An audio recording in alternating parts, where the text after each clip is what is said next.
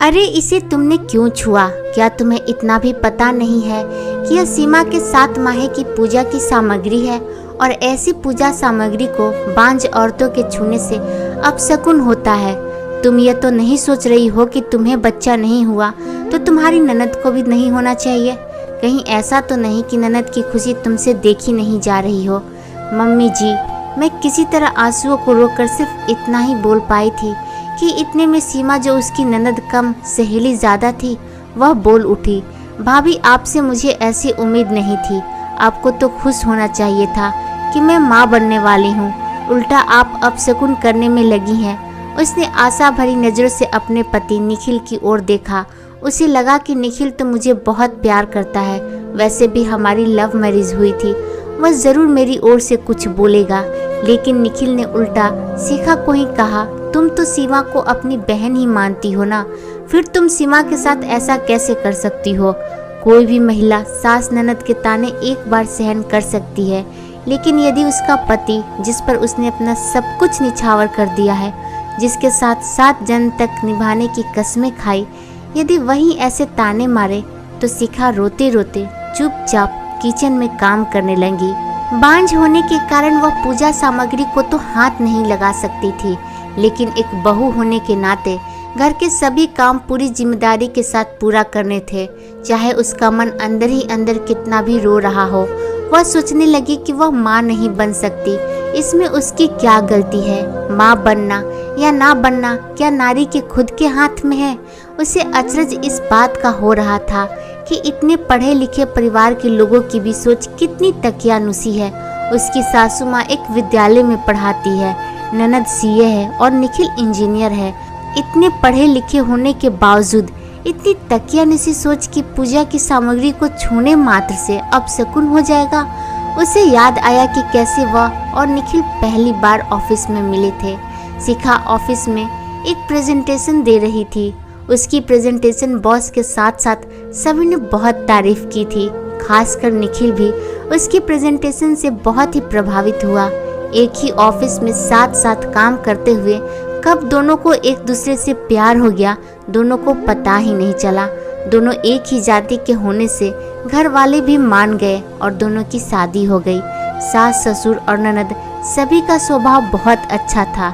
इतना प्यार करने वाला पति पाकर तो शिखा अपने आप को बहुत ही भाग्यशाली समझने लगी थी।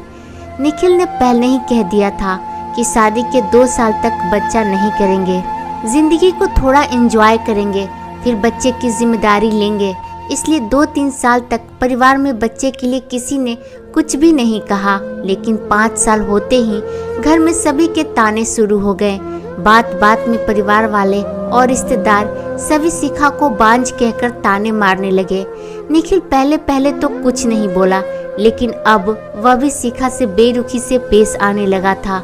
ऑफिस में तो सबके सामने सामान्य रहता, लेकिन घर आते ही चुप्पी साध लेता, सिर्फ काम पूर्ति बात करता, जिससे दैनिक कार्यों में विघ्न न आए। ऐसा लगता ही नहीं कि वे दोनों पति पत्नी हैं और एक ही घर में रहते हैं। शिखा का मन दुखी हो उठता, लेकिन फरियाद करे भी तो किससे? मन महसूस कर रह जाती। उसे लगता था कि निखिल को भी बाप न बन पाने का दुख है, थोड़े दिनों में वह सहज हो जाएगा। आज शिखा की 8वीं सालगिरह थी। उसे लगा कि आज निखिल अपनी चुप्पी तोड़कर उसे बधाई जरूर देगा। उसने निखिल की पसंद का नाश्ता बनाया, लेकिन निखिल ने चुपचाप नाश्ता किया और बिना एक शब्द बोले ऑफिस के लिए निकल गया। शिखा ने तबीयत का बहाना करके ऑफिस से छुट्टी ले ली थी, ताकि डिनर अच्छे से तैयार करके बेडरूम को भी बहुत अच्छे से सजाकर वह निखिल को सरप्राइज देना चाहती थी। निखिल ने एक बार पूछा भी नहीं कि तुमने ऑफिस से छुट्टी क्यों ली, क्या तुम्हारी सचमुच तबीयत खराब है? शिखा ने डिनर तैयार की, बेडरूम को फूलों से सजाया, खुद निखिल के पसंद की हरे रंग की साड़ी पहनकर अच्छे से तैयार हुई। उसे पूरी आशा थी कि आज निखिल जरूर अपनी चुप्पी तोड़कर मुझसे बात करेगा। मैं उससे बच्चा गोद लेने के लिए मना लूंगी। शाम को जब निखिल घर आया तो उसने शिखा की ओर नजर उठाकर भी नहीं देखा। उसने सोचा शायद बेडरूम में जाकर फिर विश करेगा। बेडरूम की इतनी सजावट देखकर भी निखिल चुप ही रहा। उसका वह रोज का रूटीन, मोबाइल, पर शिखा ने पहल करते हुए कहा, सालगिरह की बहुत बहुत बधाई निखिल। फिर भी निखिल चुप। अब शिखा का धैर्य जवाब देने लगा, निखिल मैं आपसे कुछ कह रही हूँ, आज हमारी शादी की सालगिरह है। क्या तुम वह भी भूल गए? वह मनहूस दिन मैं कैसे भूल सकता हूँ। इसी दिन तो एक बांझ औरत मेरे गले पड़ी थी। हम एक बच्चा गोद भी तो ले सकते हैं ना।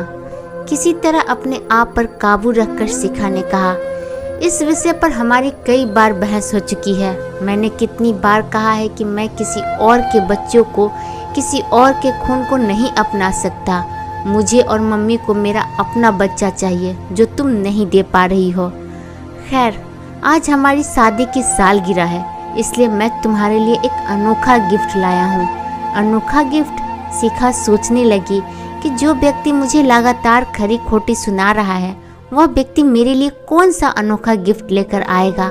निखिल ने उसे एक लिफाफा पकड़ाया। शिखा उत्सुकता से लिफाफा खोला तो उसमें तलाक के कागजात हैं। शिखा को विश्वास ही नहीं हो रहा था। जो निखिल प्यार की बड़ी बड़ी डींगे हाँका था, हर परिस्थिति में साथ देने की बात करता था, वह एक बच्चे के लिए उसे तलाक दे रहा है। शिखा की आंखों के सामने अंधेरा छाने लगा, लेकिन जल्दी उसने अपने आप पर काबू रखकर तुरंत तलाक के कागजात पर हस्ताक्षर कर दिए, क्योंकि जिस व्यक्ति के दिल में उसके लिए रत्ती भर भी प्यार नहीं बचा, उस व्यक्ति के साथ रहने में क्या फ़ायदा। दूसरे ही दिन शिखा ने वह घर छोड़ दिया। निखिल को उसकी मन मांगी मुराद मिल गई थी।